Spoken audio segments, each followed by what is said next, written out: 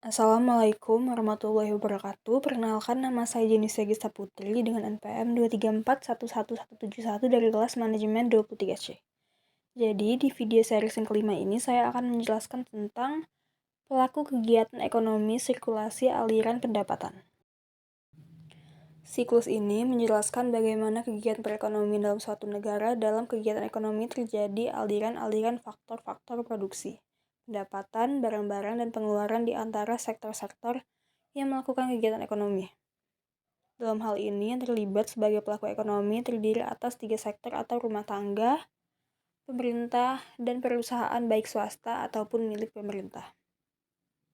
Pada dasarnya, pelaku inti dari kegiatan ekonomi itu sendiri adalah masyarakat dari sektor rumah tangga. Sebagai pemilik faktor-faktor produksi atau tenaga kerja, tanah, modal, dan keahlian, mereka akan menawarkan sumber daya yang kemudian oleh pengusaha atau produsen disambut baik untuk menghasilkan barang dan jasa. Produsen akan memberikan pendapatan berupa upah dan gaji untuk tenaga kerja, sewa untuk tanah, bunga untuk modal, dan laba atau keuntungan untuk keahlian.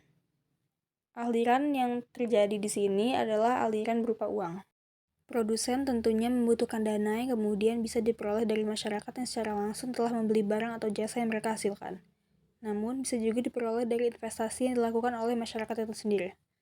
Hal inilah yang kemudian melibatkan lembaga keuangan yang juga bisa memberikan pinjaman atau kredit kepada masyarakat. Pinjaman tersebutlah yang kemudian bisa digunakan oleh masyarakat untuk berinvestasi, yang kemudian bisa dilakukan dengan menanamkan modalnya di perusahaan atau produsen, atau bisa juga dengan membeli saham di pasar modal. Di samping itu semua, pendapatan yang diterima masyarakat ada juga yang harus dilakukan untuk pembayaran pajak. Kemudian dari sinilah muncul peran serta pemerintah untuk membantu kegiatan ekonomi dalam suatu negara agar terhubung antara satu pihak dengan pihak yang lainnya.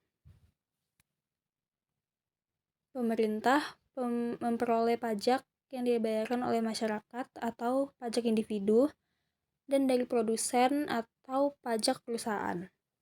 Pajak-pajak yang dikumpulkan inilah yang kemudian dikelola oleh pemerintah dan kemudian dikeluarkan sebagai subsidi yang sasarannya adalah masyarakat sendiri. Maka, jelaslah bagaimana siklus ini saling berhubungan antara satu dan yang lainnya. Di samping itu, peran pemerintah adalah untuk menjalankan kebijakan-kebijakan yang dalam hal ini terdiri atas 2 hal, yaitu kebijakan moneter dan kebijakan fiskal. Kebijakan fiskal adalah menyangkut bagaimana langkah-langkah dan strategi pemerintah dalam mengalokasikan pengeluarannya dan bagaimana sistem pemerintah dalam mengumpulkan pajak yang diperoleh dari masyarakat. Sementara itu, untuk kebijakan moneter itu sendiri adalah kebijakan yang dikeluarkan pemerintah berkaitan dengan bagaimana langkah-langkah pemerintah untuk mempengaruhi situasi keuangan dalam perekonomian yang menyangkut masalah suku bunga, operasi-operasi bank, dan mengatur jumlah uang-uang yang beredar. Dan yang terakhir yaitu pemerintah juga berperan untuk membuat peraturan-peraturan yang bertujuan agar kegiatan-kegiatan perekonomian di suatu negara bisa berjalan secara wajar dan tidak merugikan pihak manapun. Contohnya yang berkaitan dengan bagaimana kegiatan pendirian industri, kegiatan ekspor-impor, perbaikan lalu lintas, pengembangan perusahaan, dan berbagai aspek kegiatan ekonomi lainnya. Inilah yang dinamakan bagaimana alur atau siklus kegiatan ekonomi 3 sektor, yaitu rumah tangga atau masyarakat, perusahaan atau produsen, dan pemerintah, di mana ketiganya saling berhubungan dan memberikan kontribusi satu sama lainnya, yang kemudian digambarkan dalam sebuah diagram yang dinamakan sirkulasi aliran pendapatan. Baiklah, sekian dan terima kasih. Semoga bermanfaat bagi teman-teman yang sudah mendengarkan.